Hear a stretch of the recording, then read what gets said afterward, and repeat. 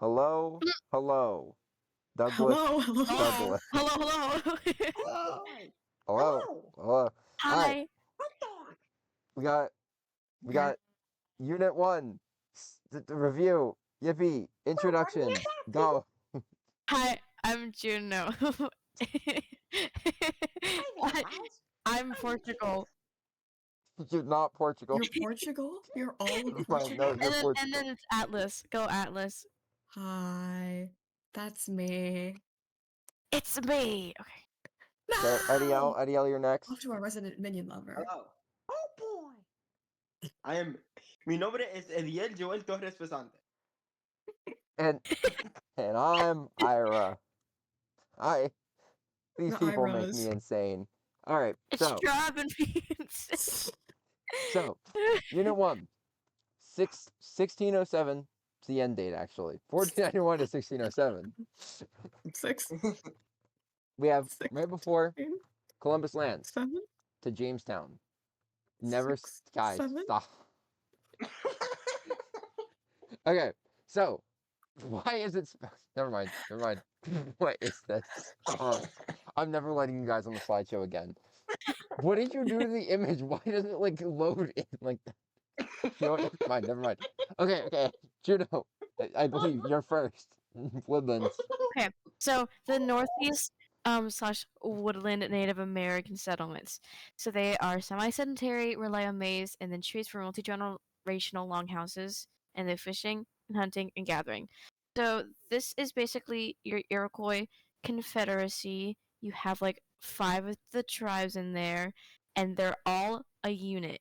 And one fact I really like about them is that they use like the little runner boys to relay messages, and they run from each of the areas to messages. And I think it's really funny to think about them just running. Okay, next one. That would be you, Atlas, with Atlantic Seaboard. Uh, okay, at the Atlantic seaboard on the south, in the southeast of North America, they were mostly sedentary people. They were not nomadic, and because they were not nomadic and kind of strayed away from hunting and more of like agriculture, they were very much known for their cultivation of the Three Sisters crops, which was maize slash corn, beans, and squash. And they like planted them all together and they like grew on each other. And then they ate them. That is what they generally tend to do with food. So just as an extra note, the only reason that they're really semi-sedentary considered that is because they do like fishing sometimes. On the map, if you look, there's the fishing segments and down south, like far South Florida, and over here. So there's like a little bit of not farming, but other than that, they are basically sedentary. Eddie L, Mississippian, Great Plains, and Great Basin. Okay, I know you don't like them, but like I don't know why. Just gotta do them. Right. So, in the Mississippians, or basically they're also known as the Cahokia, sometimes sort of falls on the Atlantic seaboard, but different here. You see, they built some of like the largest urban centers in North America, of course, and they also constructed big mounds and within their villages in order to show religious and societal power, as well as their very own traditions and beliefs. Agriculture was also a very huge part of their mainly farming economy here. And there was also extensive trade up and down, all the way down the river, as far as South Florida and north of Canada. Yep, You ate that up. All right, next one. got it. Okay, next you have the Great Plains and the Great Basin. So it was hard to farm in this area without the right equipment, which didn't really come until like the Industrial Revolution, with the essential like mechanical rakes and what so. So this meant that there was not really any farming for the natives here. There were mostly hunter-gatherer tribes and warrior tribes, and they were also nomadic, and they used teepees, which of course were easy to construct and deconstruct because they had to move all over the place, and they also hunted bison, which they moved all over the place and all over the area as well. So nomadic, and yeah. Mhm. Very good. Okay. So then in the northwest and like California, kind of both, even though there's separate regions, there isn't a ton of agriculture done. Not necessarily because it's terrible farming land, but just they don't really end up doing it because fishing is the main like way that they get food here. They make very large canoes with large trees in the area, especially in the Pacific Northwest, and that's just allows them to get most of their food from fishing. So they never really need to farm a ton. Um, they make big totem poles as well. That is a very big part of their culture. And then a lot of them in Pacific Northwest and in California area, they'll like each tribe might have like a smaller claim to a natural resource, and then they have extensive trade networks throughout the region to kind of give everyone their own natural resource, and then obviously also accept other resources from other tribes. And then in the Southwest, it's a very dry environment. So it's difficult to get food. So irrigation systems were used to grow Three Sisters crops, including mainly maize. Um, Many lived in clay and stone towns called pueblos, which helped with heat and like water collecting. Um, and yeah, it's kind of they lived in like stone buildings to manage heat and control water. One more note before we go on to next is a lot of these change in the next time periods, or like the regions kind of become a bit more molded together because the natives in the east are slowly forced to go west, so they kind of start merging, and then you'll have ones that like kind of are mixes of multiple. But this is basically all just before Europeans land, and then like sort of while they're still exploring.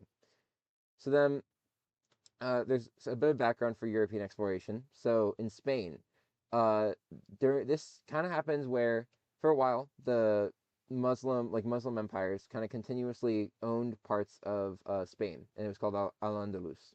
So there was a bunch of different kingdoms, and Christianity. There was like small Christian tribes near Bastille. Not Bastille. That's in France. What is it? Just you. Not Bastille. Eddie, you can't just say that again. I know it's Basque, the Basque region. I don't know why I said Bastille, Basque. So that's like the only spot where there's like a little bit of Christianity, and that's where the Reconquista kind of stems from. So then a couple hundred years after this, because this goes on for a long time, there's four main kingdoms in the Iberian Peninsula. So there's obviously Portugal. There's the Kingdom of Granada, which was controlled by the Muslims. Portugal's Catholic, and then there's Castile and Aragon, both of which are also Catholic. So the king and queen of the two regions, respectively, they get married and they form like modern Spain at this point.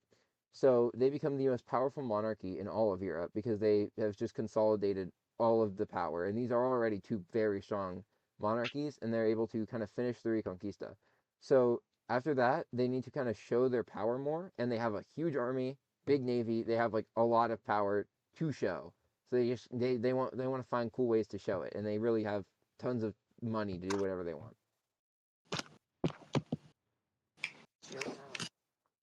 What I Portugal. do?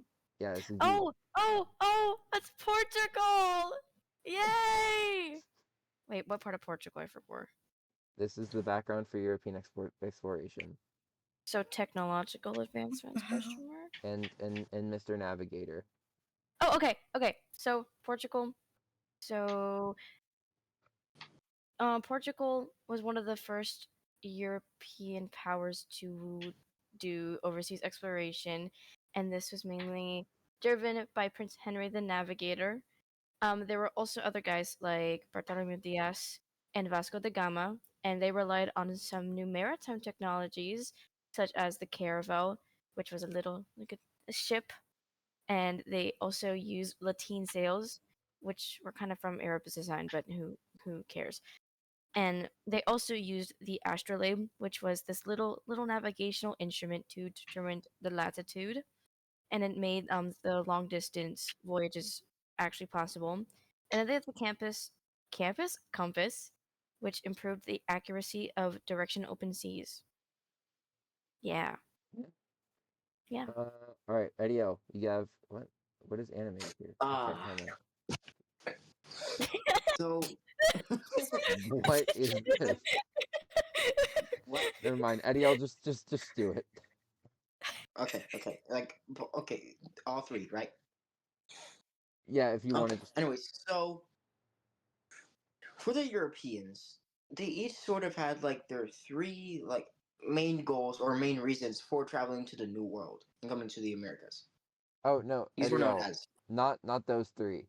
Gunpowder empires. Okay, wait, then why is The taxes. Up a little Dude, more. dude, you are on the wrong slide. Oh, we're going. You know, together then we're why is going. the okay. Don't worry, it's on the dock. It's the one right under the one that says Spain and Portugal, and like with the technologies. Dude, it's the one I Um, put your thing on. It's the one so your wellness plan is on. Portugal. Eddie L. Lock in. No, it's where is it? It says gunpowder Go empires It's one the control more. Silk fourth Roads. slide. It's in the top left. It's like the third slide, maybe Oh, fourth. You got it?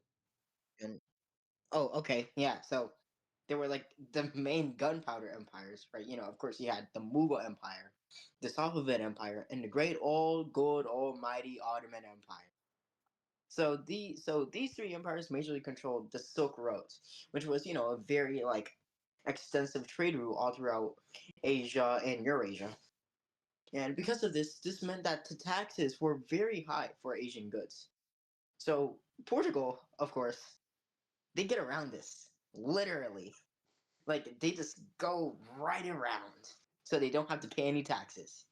Ah, the American dream. Anyways, What? We're not at America yet. Give it a well, second. not under. Okay, so like the But Portuguese, literally, they the, haven't the discovered it yet. African, Give it like two more the slides, Eddie African dream, L. Actually, the African dream. okay.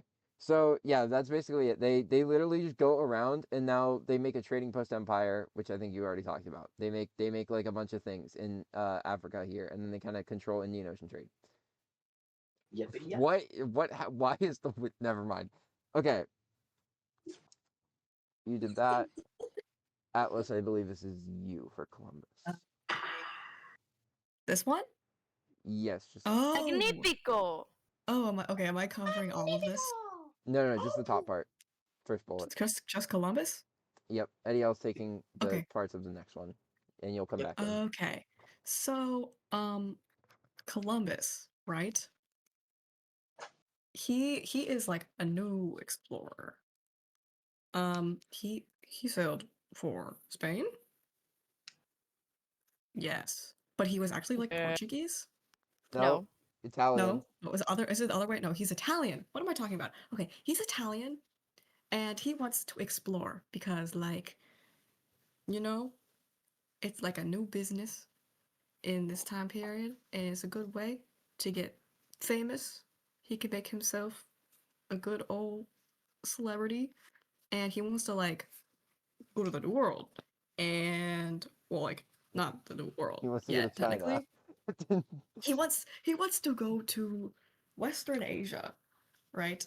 And then he goes around He wants to go to Eastern Asia. and asks He wants to go to Yeah, like East, India, Northeast. China. Why am I saying West? Yeah, going west. Eastern He Asia, like goes the Spice west Islands. around the world. Spice Yeah. Islands.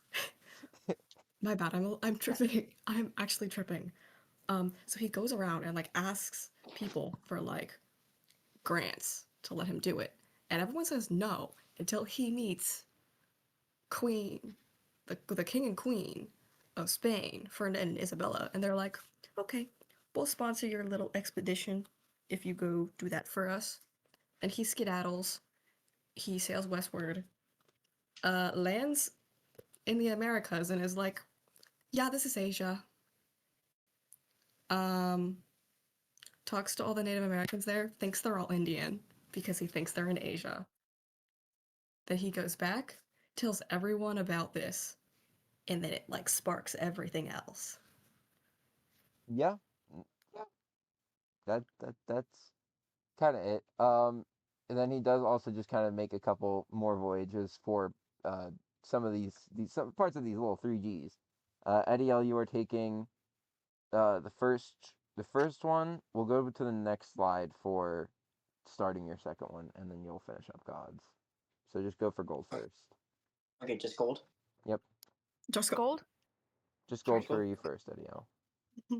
Oh, okay, so Of course, when the Europeans, most notably the Spanish, were beginning to arrive into the New World in the Americas, they had three main reasons for, actually coming to the New World. One of these, or the first one, where they initially came for, was gold. Or they originally, wanted to farm and excavate the materials and new goods that were located all around the land and territories of the Americas. So in order to, basically just like further and like betterly excavate and find this gold, they used joint stock companies, which were basically like a privately sponsored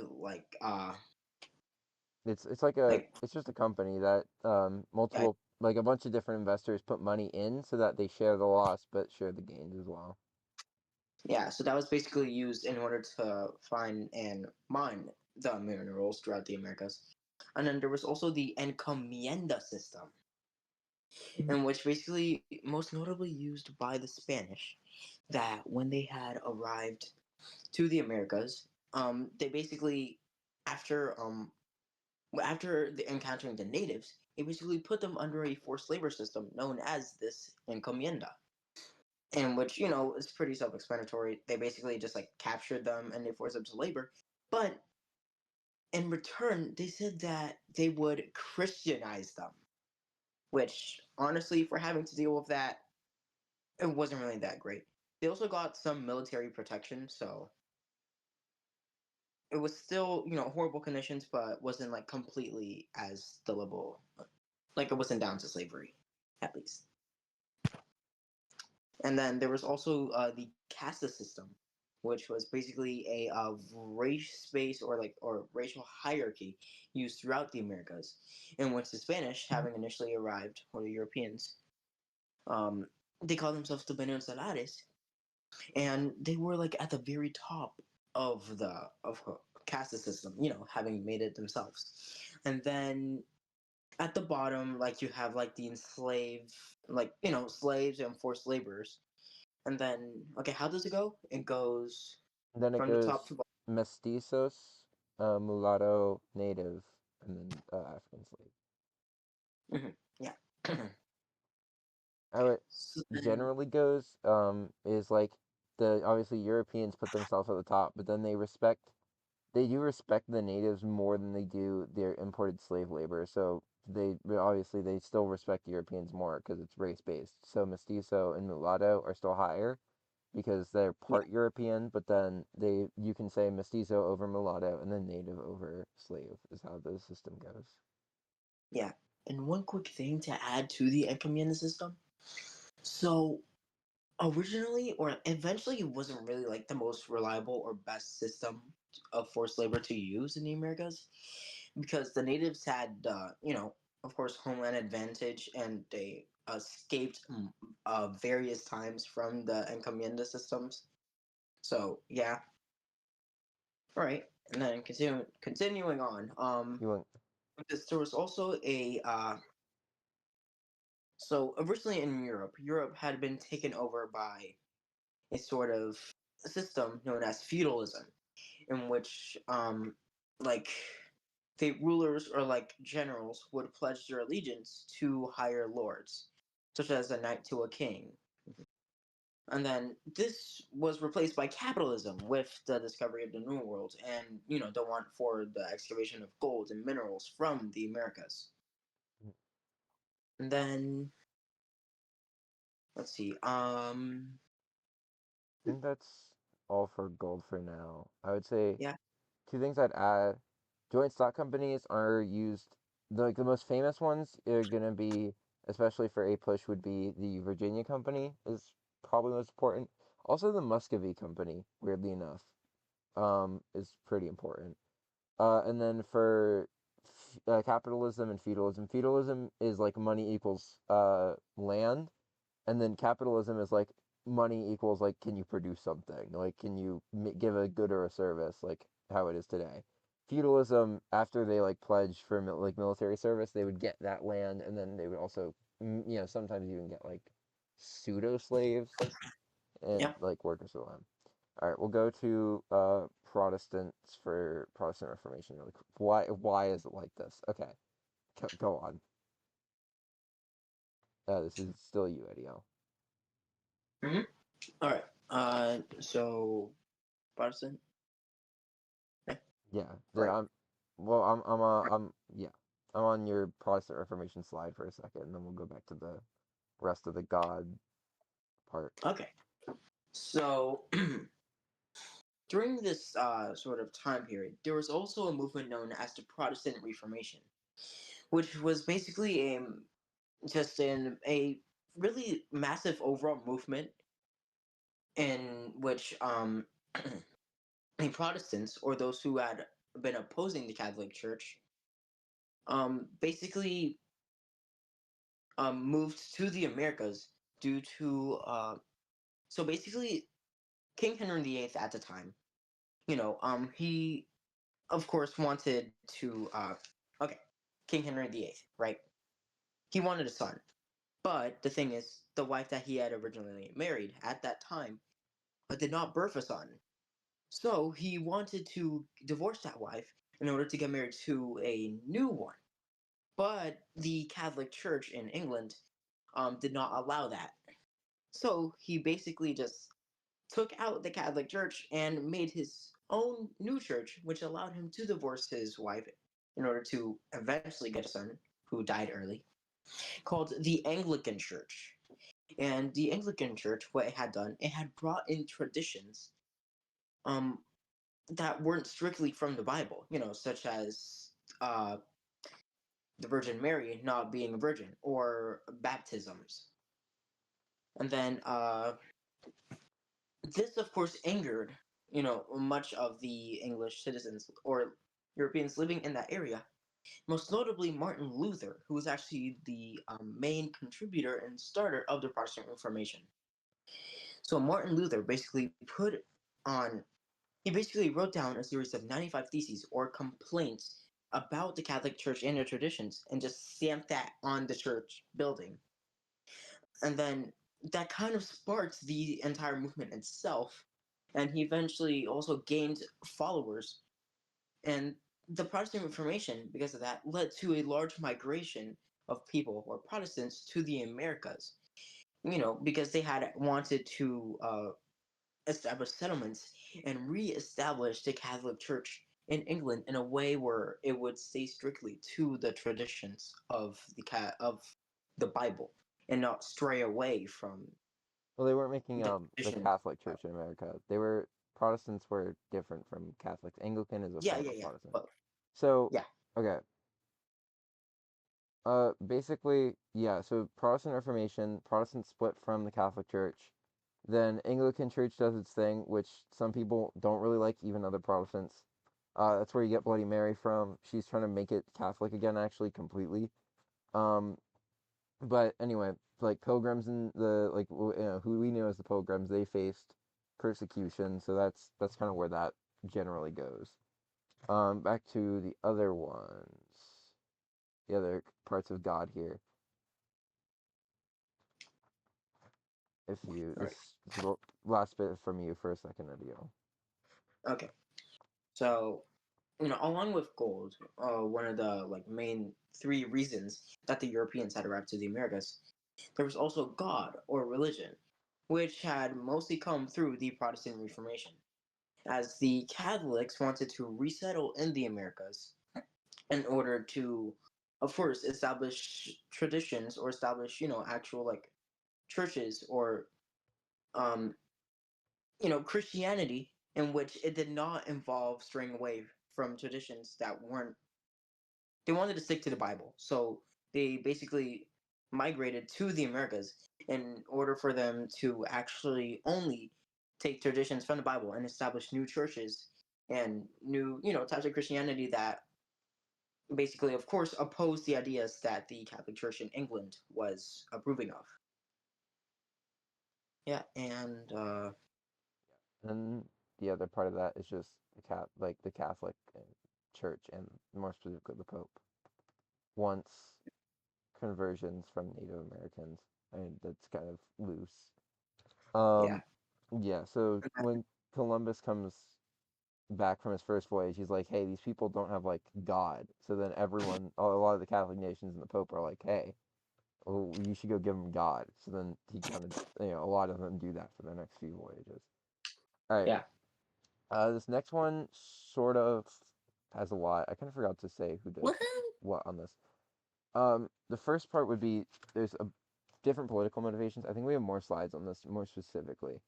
The only thing, so I'm gonna get off this slide and we'll go to the specific people. The only one here would just be the line of demarcation part of the Treaty of Tordesillas, which basically said Spain owns New World, apart from one little bit, and then Portugal owns the Old World apart from one little bit. The two little bits being the Philippines were owned by Spain, even though it was kind of Old World, and then Brazil was owned by Portugal, even though it was New World. But basically, Spain had a ton of more power in the New World, and Portugal had a ton more power in the Old World. And there was a papal bull from the Pope saying, you got to do that. And like honestly, no one really even followed it. It was very silly because all the Protestant nations didn't care. Other Catholic nations, even like France, but they were mostly still, I mean, a good chunk of them were still Catholic, and they didn't care because that meant that they got no land. And then even Spain and Portugal kind of still overlapped around the lines. All right, going to we have Sir Francis Drake. So this is the first one of the parts from Glory. Woohoo! All right. Okay. Uh, Me? Yeah, this is you. This is you. Yeah. Okay, so this is Sir Francis Drake. And basically, he was not always Sir Francis Drake, it was just Francis Drake. He ended up getting knighted later. But anyways, he is British. He lives in England. And the Queen Elizabeth the First, of England, is like, yo, you should take 5 ships and go on this quote unquote exploration mission across the globe. And he's like, okay. And then he takes his 5 ships and goes and beats up and raids a bunch of Spanish and Portuguese ships. Because the like whole exploration mission thing was like a cover up for it actually being just like a raiding mission, because at the time the like lead powers, like European powers, were Spain and Portugal, as we know. And the British, they wanted to get ahead, so they're like, let's just go cause a little chaos and maybe it'll like disrupt them and we can like make a point. And they also took a bunch of stuff from them, so they got a good share of like money and stuff from taking their ships and their cargo By and a all of good their share, goods that that were is on. £500 million in modern currency. Yeah, quite a bit of money. Um, so anyways, he does that, attacks, raids, blah blah blah blah, a bunch of these ships, vessels, whatever, and then he's like, well, time to go back. And they like know that he has to go back, so the like Spanish and the Portuguese, they're kind of like, they have like troops like waiting for him because they're like, we gotta get this guy. He literally jumped us earlier. Um, they were waiting around like Africa area, I think. Like South America. So then South he America, went like north Africa from area. there. Yeah, and he's like, well, if I go this way, they're gonna like beat us up. So he just keeps going, and he ends up just completely circumnavigating the Earth until he comes back to Britain, and ends up being the second person to lead an expedition to do that, and the first British person. Mm. He Uh, comes back, and the Queen is like, you did good. You get to be a knight now. yeah. The other part of that. Well, one fun thing is a lot of people actually thought he was like dead because he just hadn't been back in so long because they didn't expect him to go all the way around. That's just kind of funny because he just kind of showed up and they're like, oh my God, you're not dead. It's crazy. The other You part know, is he's the silly. Spanish Armada. I don't know if you wanted to talk about the Armada here. The Armada. Do I also do that? If you want me to, I can take it. But he's kind of does stuff there. That was before the Spanish Armada got taken down, right? Yeah, I believe so. Okay, so the Spanish, they were like the big European power at the time. And since they had like, I think we said this before, since they had like so much money and they needed to like find a way to like, you know, um assert their dominance to the rest of the world, they were like, let's build this crazy navy.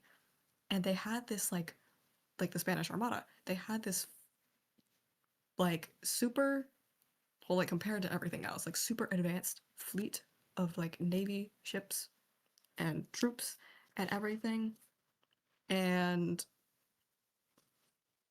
yeah, he managed to take a chunk of that armada Yeah. that wasn't like completely taken down, but it was like crazy that he was able to like, do what he did because the Yes. British were not all that at the time. Yeah. So basically, Armada, the Spanish Armada, if I remember correctly, was like, you know, the strongest navy relative to like the technology available. Is like I think honestly until America kind of went crazy with our navy. But they're like one of the strongest navies ever relative to technology. So the English are able to they kind of provoke the Spanish and to get them not to land like on Great Britain itself. Um, and they don't really lose. They don't take really any casualties. No major casualties at least. And they're actually able to at points take a Spanish ship or two out of like 150, which is a lot.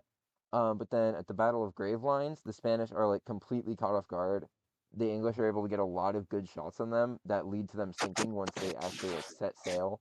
Um, so they are able to take out a chunk, and then Spain kind of goes up and around England, up towards Scotland. And they do a little bit of raiding in Scotland, but then they can't really do much because they've lost a good chunk of their fleet. So they start going back to Spain, and then Mother Nature decides to just hit them with 3 North Atlantic storms in a row because she's not chill like that. And that cooks the Armada completely. So by the time they get back to Spain, the Armada goes from 150 ships to around 75 ships, plus a ton of casualties on many of them. Okay. We got Juno, we got some Magellan. Okay.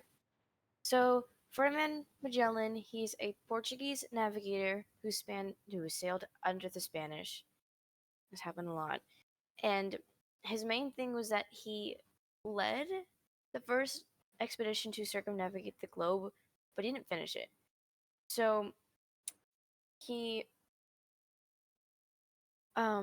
few things he did, he crossed the Atlantic and went through the Strait of Magellan. I wonder who that's named after. And he's one of the first I think it Europeans was to named cross after the Pacific Columbus. Ocean. I think it's named after Vasco Oh, you're da right. Gama. But so from there he went to the Philippines. Shout out my Swagapinos. And so he died there. In I think the Battle of Mac question mark? And so he died. However, his crew under Juan Sebastian Elcano completed the voyage in 1522. So his main things is that because of his expeditions, it kind of affirmed that you were able to fully go around the globe. You could do the whole thing. It's not that hard. It's really easy, actually. I did it myself. So, Well, but he didn't however, say that. He died. My well, fault. well, it was him and Elcano together with the power of friendship. Friendship always prevails. Duh. So he established that the Pacific was navigatable and for European trade and more connected the Americas into the global networks because of that. Um, yeah, and it also strengthens Spain's role in being one of the first actually global empires because after this revelation, Spain was able to get more money and glory. Yeah. That reminds me of one of the G's, I think. Yes. All right, that it? Yes. Yes. All right, so now I get to finally do something. Pull my weight. So we have two major conquistadores in Mesoamerica and South America. So first one is Hernan Cortés. I kind of forgot to put the accent on his name. Anyway, he is he goes and conquers. He's like the guy who conquers the Aztecs.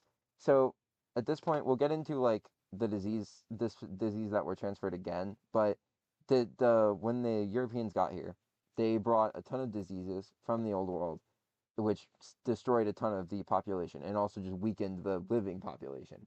So at some point, Cortez lands in modern Mexico, um, and he is like looking around just to see what's there. And some of the natives that he first meets basically send like runners to a large city called Tenochtitlan, which is the capital of the Aztec Empire. And they basically are like, hey, there's this like weird dude, and he's like here for gold. So the king sends him some gold, and then he is like, oh shoot, they have gold, so I'm gonna go, like conquer them because he's like mean. Um, so he goes to a couple different cities, and kind of recruits some people, and just very much scares the others, and like not good, not cool guy. So then he eventually gets to Tenochtitlan. He puts a garrison of Spanish troops there. He kind of goofs around there for a while and commits like multiple massacres, and then eventually just like kind of kills the king because I mean, what else are you gonna do? So he's able to basically just take out all the leadership in Tenochtitlan and then kind of just destroy the entire city because again, he's not a very nice guy. Um, that's kind of like the main thing he does. He also appointed governor after this because apparently destroying a big city is all you need to do that. So yeah, Cortez destroys Aztecs. Then oh my god, you like did crazy shit to my boy. um, we got Francisco Pizarro. He conquers the Inca, and I mean very similar to Cortez. They're very weakened after um the diseases kind of get there. So he kind of walks up to the capital here, which is Cusco. Where was it, Lima? I don't know. He goes to Cusco at one point, but he kind of walks around here. He finds the king. He also takes advantage of a civil war between the king and his brother. Um, but he basically finds the king, tricks him out to bringing a couple thousand men and himself into a battle. You know, brings out guns and horses, which the natives don't have, and massacres them again because it's I mean, completely unfair. It might as well be a massacre. Um, and he captures the king. Very similar to Cortez again. He just kind of the king dies, like the empire falls apart because they have no leader, and the Spanish kind of just implement themselves into society. Also, the Inca had a very developed road network, which is also part of why it was so easy to conquer them because they literally just used the roads to find the major cities and stuff. What do we got after this? Oh my god, why is it so laggy here? What happened here? It's because of the 8 bajillion photos on this part of the section. Insane. Okay. Yes. Yes. So Guys, it's there's Colombian foreign exchange. exchange. Yep. So first first part is the diseases, which is basically almost any sickness, like any major plague, it goes to the New World. Most of these come from most like plagues that kill you come from animals because they think they're in a cow, so they like make a cow sick, but human immune system's a lot worse than a cow. So it just kills the human generally, which is why they're very deadly. But obviously, there's not really any domesticated animals in the New World apart from like llamas, because everything else is like big. It's very difficult to get a bison and try to domesticate one. We've actually only like just started doing that. They're still not domesticated, and we have like much better stuff to do that with. Um, and then European cities are also just really good at making plagues, because they have open air slaughterhouses, big herds of animals in the middle of streets, just kind of walking around. Uh, and there's just so many different animals that have been domesticated that even though cross transferring it germ is rare, it does eventually happen, and that's where all the plagues come from. However, America doesn't really have any of these because they don't. The cities aren't like hugely populated in most areas. They don't really have many animals who are domesticated. Again, really only llamas, and then I mean that's just kind of they don't ever really make a plague. But they do give syphilis to the old world, so I guess they got them with something, which is cool. Um, and we got the animals and crops, Okay, so animals: horses, pigs, sheep, and cows. Funny thing about horses is that every single history teacher I've ever had has to reiterate that the horses were the most influential animal ever, and that the Amerindians found that. Did my AC just turn on? That horses were like godlike, and the people who were on the horses were godlike. I'd like to note that. And then the crops. So wheat and sugarcane went to the New World, with tobacco, maize, and potatoes to the Old World? Question mark. Is that how that was ordered? Because that's how I remember it being. Yeah, wheat, sugarcane, New World, tobacco, maize, potatoes, old. Yeah. So corn was one of the staple food crops, and it fueled a lot of population growth. And the potatoes, especially, they were really important to Ireland and Europe because they were high in calories and really easily cultivated. October Yes. famine. Okay, well, My don't bad. talk about the. Don't. No, that's no. You're spoiling it. Oh man, sorry. I thought they were caught up. It happened a couple hundred years ago. Finally Um, caught something. yeah, the only real thing to remember here is that sugarcane. I mean, not like to remember, but like the thing I would say is important is like good to remember is that sugarcane was not actually in the New World. It just grew really well over there, and also when you're have limited space in your home, you don't really care about growing sugar. You care about making food. But you just discover a whole new world, then that's why sugar became so much bigger after the New World was discovered, just because they could grow so much more land, and it grew really well there. But the other cash crops were from the New World, so mainly tobacco there. But tobacco became popular, and then they started growing it more. Eddie, you got people. That was just very People? easy one. Right. Hold on. All right. Alrighty. Radio. One Mhm. more slide. Hold up. Hold up. Just give it a sec. Give it a sec. Okay. No, Just give it a sec. no. You passed it. That one. Yeah, yeah. Got it. Okay. Wait, the color me okay. The people. The What did they do with the people? oh the people. Oh the people. They still unlocked in, please. Okay. um.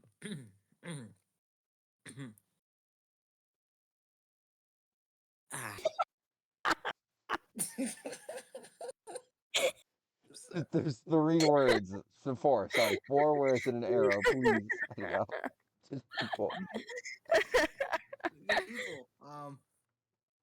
So the people, they were slaves, and they mostly came from the Caribbean and Brazil. No, they No, mainly went to the Caribbean and They Brazil. went to the Caribbean and they're Brazil. from And West Eastern Africa. Africa. Adios. Eddie, I what know. happened? My boy, I don't know.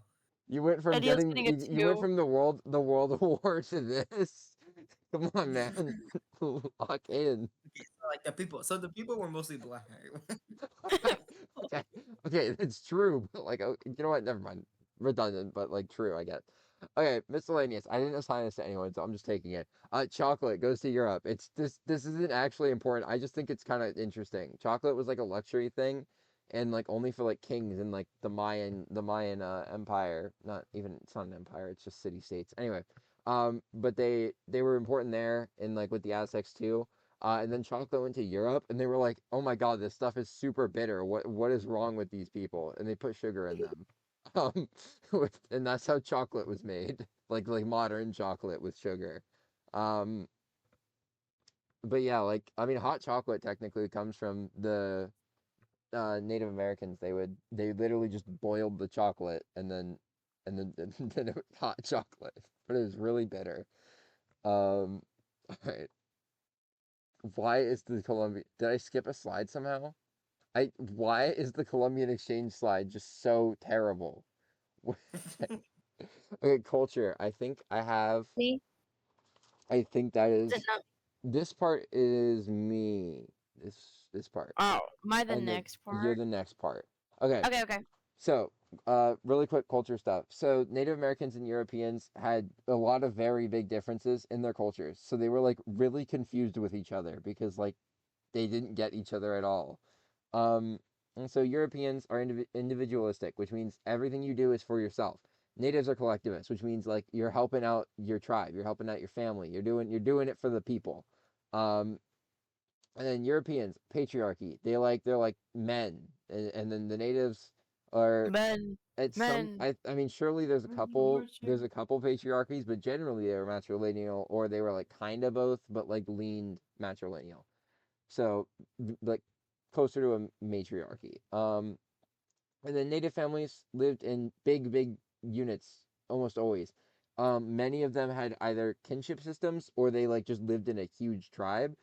Um, and there was often like more respect for elders, whereas the Europeans had sort of a proto-nuclear family at this point, and again they were like not really caring about helping. They were just like, yo, go to college or something. Uh, they were actually not saying that. They were probably saying go farm, but I don't know. They were not as like respect your elders as the natives were. All right, then this is you with syncretism and natives. Oh my God, there's so much lag. There's so much lag. Okay, Syncretism. so you're the left Okay, side. syncretism is the blending of indigenous, well, in this scenario, the blending of indigenous African and European beliefs, practices, culture, and traditions. And this happened due to colonization, globalization, slavery, climate exchange, all that. So let me look at this. Okay, so the natives convert to Christianity, maintain parts of their own culture. So this was mainly when the Europeans were like, yeah, we're gonna save you, but you also have to believe in our God or you do bum chart. And that's how I kind of think of things. But then, and then that reversed, Europeans adopted the local agriculture and French settlers intermarried. Although I do believe Europeans did not intermarry because they're like, you're dirty. W- No. Okay, well the French are European, but yes. No, oh, Also, English. also, Whoa, yeah, the whoa. English didn't. Because I know the Um, Spanish did, and that's how we yeah, got the. everyone else did. The English were just like really racist, which is funny because they didn't even make the casta. And then some native tribes allied with European groups to protect themselves from enemy tribes or other European tribes, which is pretty self explanatory. And then we have some resistance. Some wars broke out between the natives and Europeans. So, like the Pueblo revolts, which was led. So, that was like when the Pueblo people drove out Spanish colonizers for like 12 years. And it was known as one of the most successful native uprisings and forced the Spanish to compromise with the natives afterwards. And then I'd also like to add on a few others, like Metacom's War, aka King Philip's War, Wampanoag leader Metacom or King Philip as the I think English called him, united the tribes against English settlers, and they destroyed many English settlements, but then ultimately ended with a massive amount of native casualties and loss of autonomy. Rip. All right, Ben, and then ben. Atlas, you are the first chunk of this. I will talk about the Bible Hi. part, but you are just the debate. Okay, so basically, the debates started because of the encomienda system and the exploitation of Native Americans in the Spanish colonies and the Americas. And basically, the one who is against. Okay, so there are two people that are like the heads of like both debates for and against the encomienda system. And the guy, Bartolome de las Casas, who was against the encomienda, it's like, yo, that's not okay. They're like actual people, guys. We should not be exploiting them for like labor and forcing them to do this. Also, you guys are like really violent to them and that's not nice because those in favor of it were basically like, yeah, they're not like as technologically advanced as we are. They like farm and stuff and hunt and stuff, but like all of them, and they thought they were uncivilized, and they were like, yeah, they're not like quite equal, so it's like okay to like force them into labor, and that was the side that was like for it. Yeah. And the reason why they had to find like a justification for it is because like religiously, like in the Bible in Christianity, slavery is not good, not okay. But the reasoning was like if they said that the Native Americans weren't like equal level of people, then it was okay. And that was the justification for it, which was not good. No way, really? Um, yeah. It's crazy. Really? Really? Huh? What? This also, yeah, Yeah. kind of led to a lot of foundations of race-based Ye- discrimination and slavery. Yeah. So then the Europeans, they're just justifying slavery with Bible, because I mean, what else are they gonna do? They need a justification for it. So there's the Bible story with the curse of Ham, who is one of Noah's sons, and he basically got like the Abraham and God curses him to be a servant, and the Bible just says he puts a mark on him, from what I understand. But then the Europeans just make the decision that this mark of servitude that shows that he was a servant is just him being black for some reason, even though that makes like no sense. It's they just wanted something to say that, like, oh no, the Bible says that this is okay, even though it actually doesn't say that. And I'm no expert, but what, did I skip a slide? I don't think I did. I think it's just so laggy. It is. Okay. Some of these transitions are way too much. It's terrible. Okay. Who wanted this one? We never decided who's getting it. Atlas was, you want to talk about Florida? Florida? Yeah, I mean, All right. Sunshine State. But it wasn't a state yet because the we are Spanish a bit conquered before the it. states.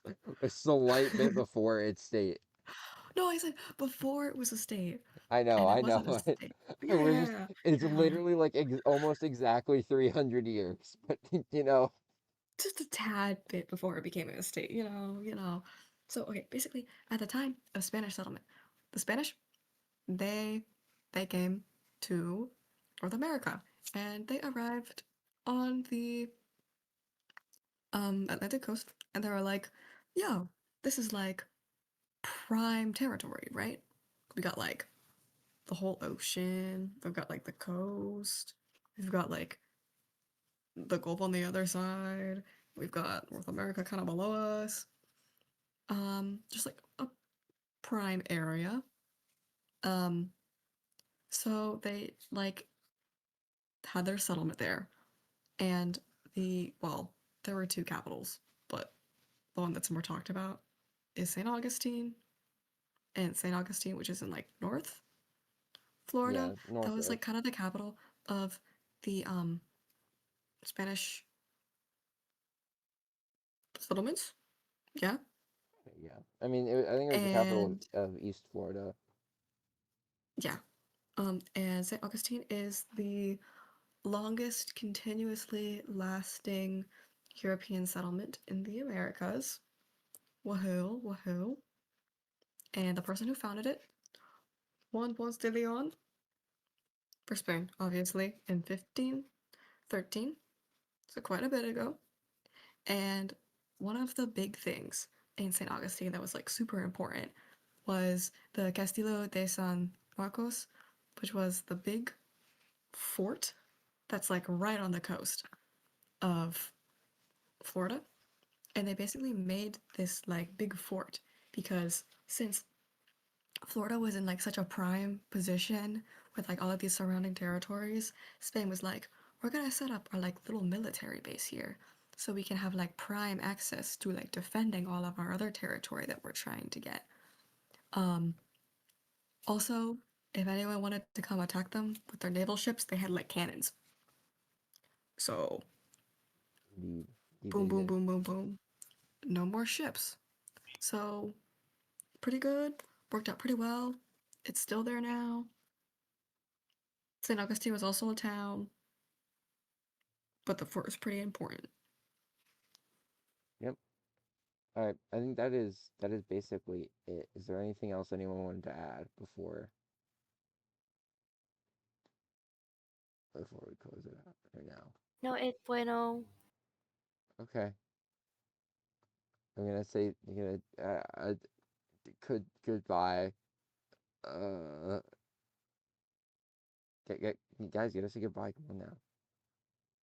I say bye, bye, bye. Yeah. Bye. Okay, Eddie also says bye too, I guess.